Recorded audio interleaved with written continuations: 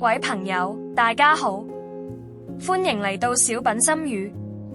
當你等緊巴士嗰陣，眼前條隊越嚟越長，時間好似被逼咁拉長，你開始緊張，點解今日啲人特別唔守規矩？又或者 send 咗一個訊息俾朋友，佢已讀不回，仲等咗好耐都未覆，內心不禁覺得煩躁，忍唔住想再催，你睇咗啦，點解仲未覆？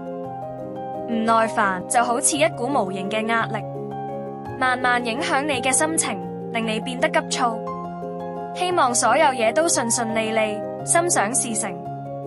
然而，你有冇諗過，呢種感覺未必一定係壞事，佢可能係提醒你要學識點樣調整心態，適應世界嘅運行節奏，而唔係淨係想催促一切，並唔係每樣嘢都可以順順利利。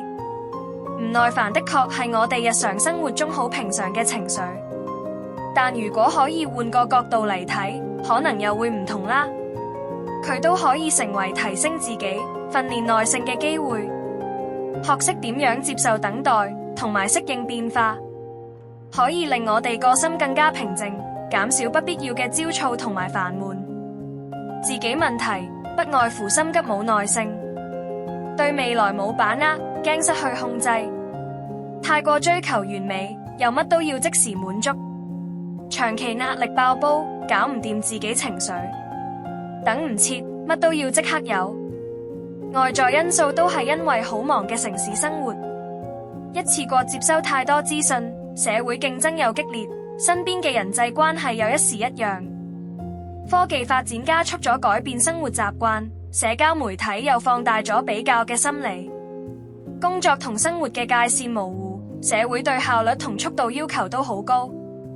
呢啲因素一齊影響我哋嘅情緒，令我哋習慣咗快嘅節奏，唔願忍受等待，慢慢失去咗內心嘅平靜。當我哋理解咗唔耐煩嘅來源之後，就可以開始轉化佢，諗通之後接受咗，轉變諗法，跟住就要改變做法。唔耐煩唔單止係壓力，仲係一種提醒，提醒我哋要學識耐性，接受現實，放低對時間嘅過度執着。真正嘅平靜嚟自接受，而唔係強迫自己控制住所有嘅事情，唔係會變成心理壓力。當我哋開始意識到唔耐煩嘅影響之後，下一步就係點樣調整自己嘅心態。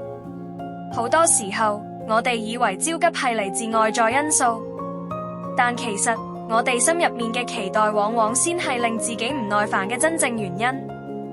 我哋希望事情快啲搞掂，希望人哋即刻應機，希望所有嘢都跟住自己嘅節奏嚟行。但現實世界唔會因為我哋嘅要求而改變。真正嘅智慧嚟自點樣適應，而唔係夾硬嚟控制。唔耐煩嘅轉態過程唔係一瞬間嘅事，而係一種需要特登練習嘅心理訓練。當你發現自己陷入唔耐煩嘅時候，可以試下其他合適嘅方法嚟調整。深呼吸定一定，唔好俾情緒推住走。接受下等待當係鍛鍊耐性嘅機會，而唔係嘥時間。換個角度諗下，呢件事真係值得自己咁煩？有冇更好嘅解決方法？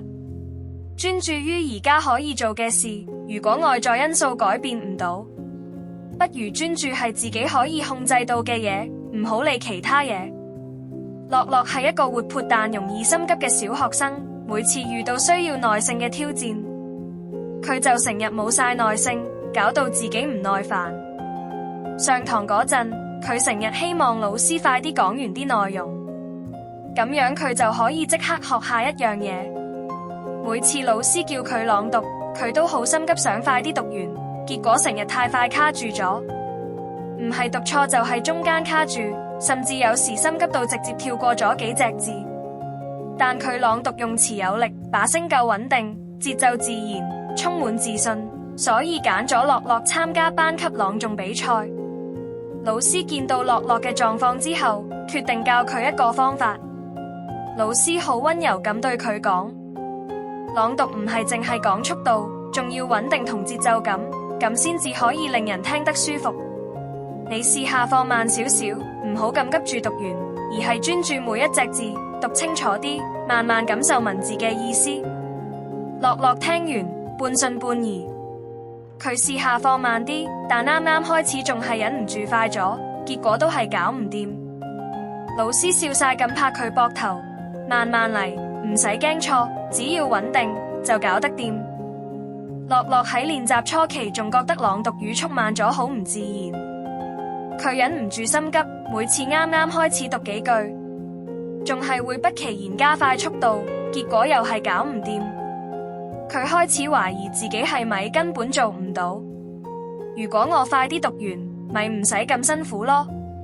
老師見到佢嘅掙扎，笑住對佢講：樂樂，你唔係淨係學朗讀，你其實係學緊點樣控制自己嘅情緒。耐性唔係逼出嚟，而係慢慢培養出嚟。於是樂樂決定轉變方法，佢開始喺屋企對住塊鏡練習，試下用穩定嘅語速朗讀，請家人做聽眾，鼓勵自己保持耐性。一開始佢仲係忍唔住加快速度，結果又搞唔掂。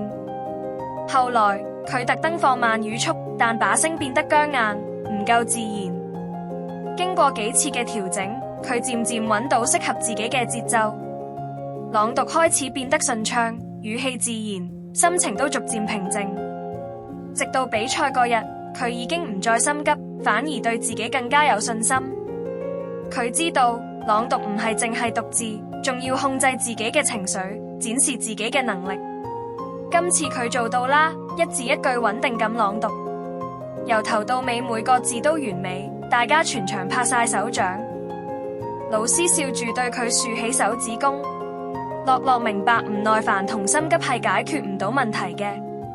佢之後學識咗，無論喺朗讀、學習，甚至生活入面，佢都識得放慢腳步，唔再咁心急。樂樂嘅故事提醒我哋，喺生活入面，我哋成日都會因為急住想達成目標，而失去耐性，結果反而影響咗成果。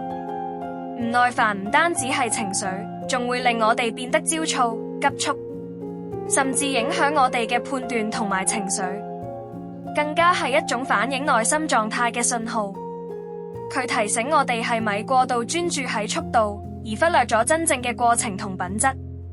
當我哋學識控制自己嘅節奏，有耐性咁接受成個過程，我哋嘅能力將會更加穩定，內心亦會更加平靜。耐性唔只係等候，仲係一種智慧。佢令我哋喺面對困難嗰陣唔再焦慮，定啲嚟應付，迎接更加好嘅結果。唔耐煩搞到個人個心囉囉攣，急急腳咁，甚至影響咗我哋嘅判斷同埋情緒。但其實唔耐煩唔一定係壞事，佢提醒我哋，內心係需要改變，亦都要學識耐性同埋接受現實。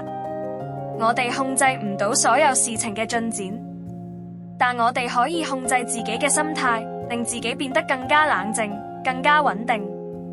今日嘅分享就講到呢度，希望可以俾你啲啟示。記住點個讚同分享出去，讓更多人一齊加入我哋。你係因為件事而心急，定係你自己本身心急呢？如果慢啲，你會唔會睇得更加清楚？歡迎喺評論區留低一句，唔好忘記關注小品心語。多謝你嘅支持，我哋下次再見。